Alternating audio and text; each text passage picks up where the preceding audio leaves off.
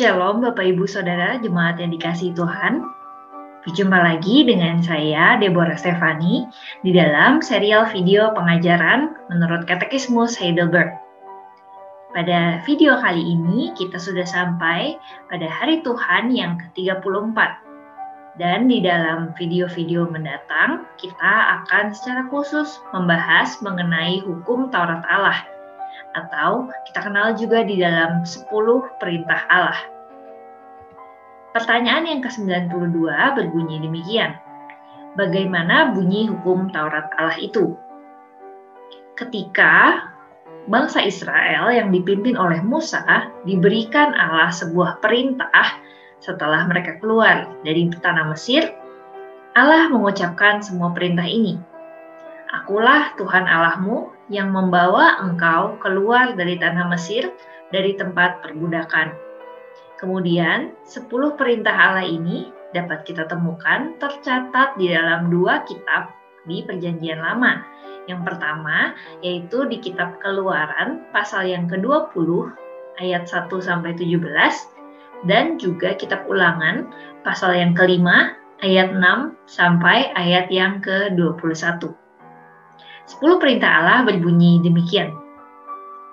Jangan ada padamu Allah lain di hadapanku. Jangan membuat bagimu patung yang menyerupai apapun yang ada di langit, yang ada di bumi, atau yang ada di bumi di bawah, atau yang ada di dalam air di bawah bumi. Jangan sujud menyembah kepadanya atau beribadah kepadanya. Sebab aku, Tuhan Allahmu, adalah Allah yang cemburu, yang membalaskan kesalahan bapa kepada anak-anaknya, kepada keturunan yang ketiga dan keempat dari orang-orang yang membenci aku. Tetapi aku menunjukkan kasih setia kepada beribu-ribu orang, yaitu mereka yang mengasihi aku dan yang berpegang pada perintah-perintahku.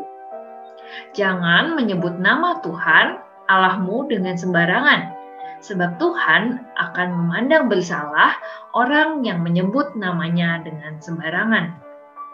Ingat dan kuduskanlah hari Sabat. 6 hari lamanya engkau akan bekerja dan melakukan segala pekerjaanmu. Tetapi hari ke-7 adalah hari Sabat Tuhan Allahmu. Maka jangan melakukan sesuatu pekerjaan engkau atau anakmu laki-laki atau anakmu perempuan atau hambamu laki-laki atau hambamu perempuan atau hewanmu atau orang asing yang di tempat kediamanmu. Sebab 6 hari lamanya Tuhan menjadikan langit dan bumi, laut dan segala isinya, dan ia berhenti pada hari ke-7. Itulah sebabnya Tuhan memberkati hari Sabat dan menguduskannya. Hormatilah ayahmu dan ibumu, supaya lanjut umurmu di tanah yang diberikan Tuhan Allahmu kepadamu. Jangan membunuh, jangan berzina, jangan mencuri, jangan mengucapkan saksi dusta tentang sesamamu. Jangan mengingini rumah sesamamu, jangan mengingini istrinya, atau hambanya laki-laki, atau hambanya perempuan, atau lembunya, atau keledainya, atau apapun yang dipunyai sesamamu. Demikianlah 10 perintah Allah yang diberikan oleh Allah kepada bangsa Israel lewat perantaraan Musa. Pertanyaan yang ke-93 berbunyi demikian. Bagaimanakah ke-10 hukum itu dibagi? 10 hukum itu dibagi di atas 2 loh batu. Tercatat di dalam kitab Ulangan pasal yang ke-4 ayat yang ke-13. Loh batu yang pertama mengajarkan bagaimana seharusnya sikap kita terhadap Allah. Itu tercatat di dalam perintah yang pertama sampai perintah yang keempat. Dan loh batu yang kedua memperlihatkan kewajiban kita sebagai sesama manusia terhadap manusia lainnya. Kasih yang harus diberikan kepada sesama manusia ini juga dapat kita temukan ketika Tuhan Yesus mengajarkan mengenai hukum yang terutama. Tuhan Yesus meringkaskan ke-10 perintah Allah ini menjadi 2 hukum yang terutama, yaitu mengasihi Tuhan Allah dengan segenap hati dan juga mengasihi sesama manusia seperti diri kita sendiri. Pertanyaan yang ke-94 berbunyi demikian.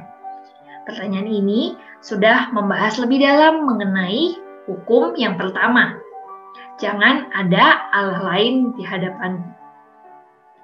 Apa yang Allah perintahkan di dalam perintah yang pertama? Agar manusia demi keselamatan jiwanya harus menghindari dan menjauhkan diri dari segala penyembahan berhala termasuk praktek-praktek di dalamnya.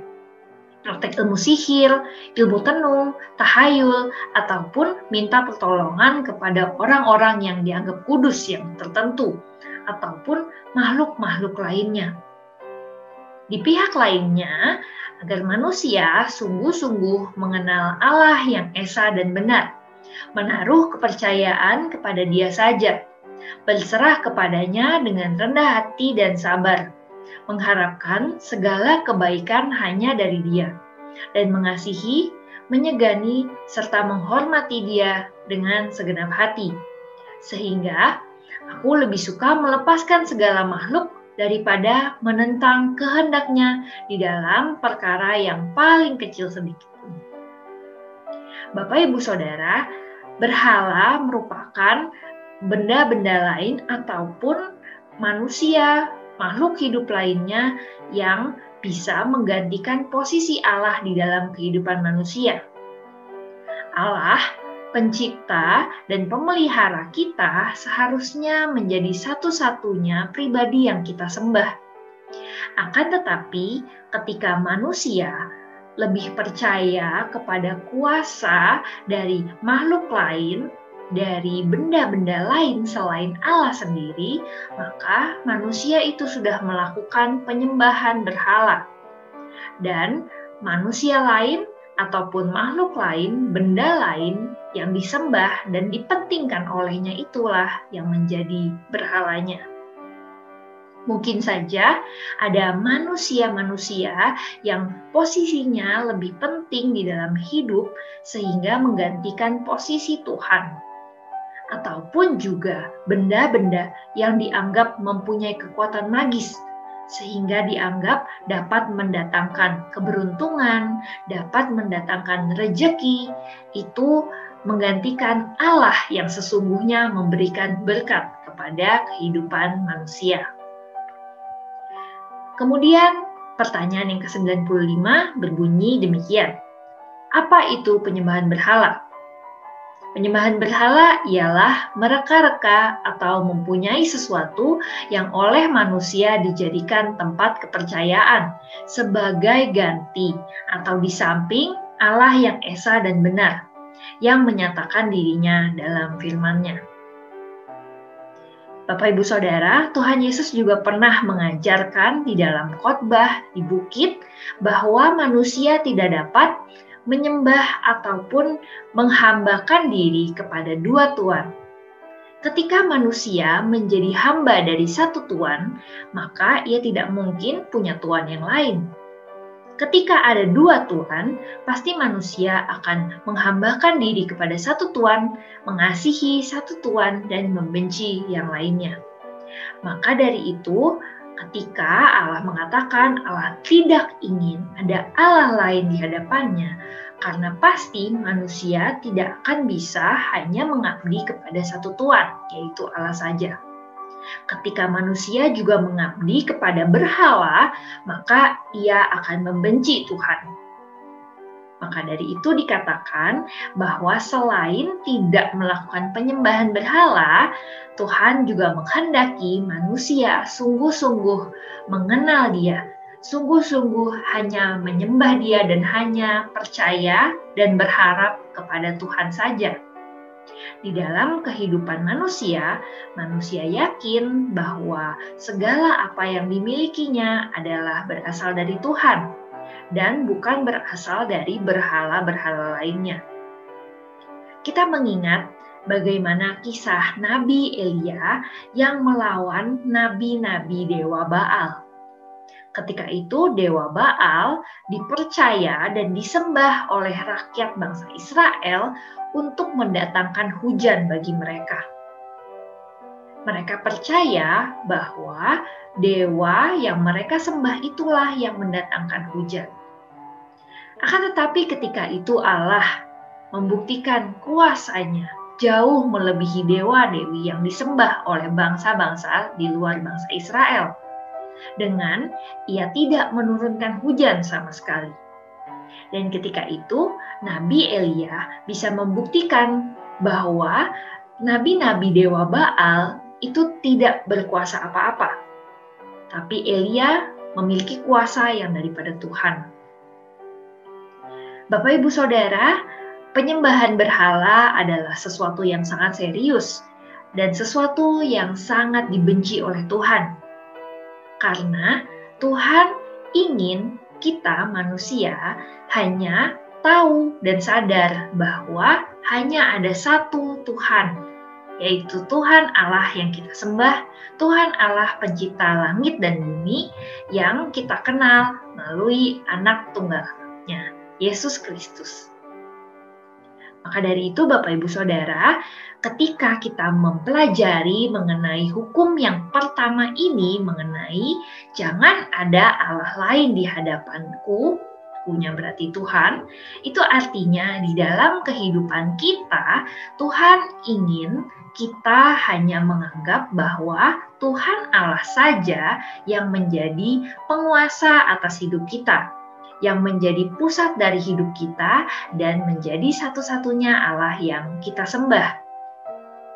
Bapak Ibu Saudara, di zaman modern ini mungkin kita tidak lagi seperti bangsa Israel yang berkhianat kepada Tuhan dengan menyembah patung anak lembu emas, ataupun seperti bangsa Israel yang menyembah dewa-dewi yang disembah juga oleh bangsa-bangsa di sekitar bangsa Israel.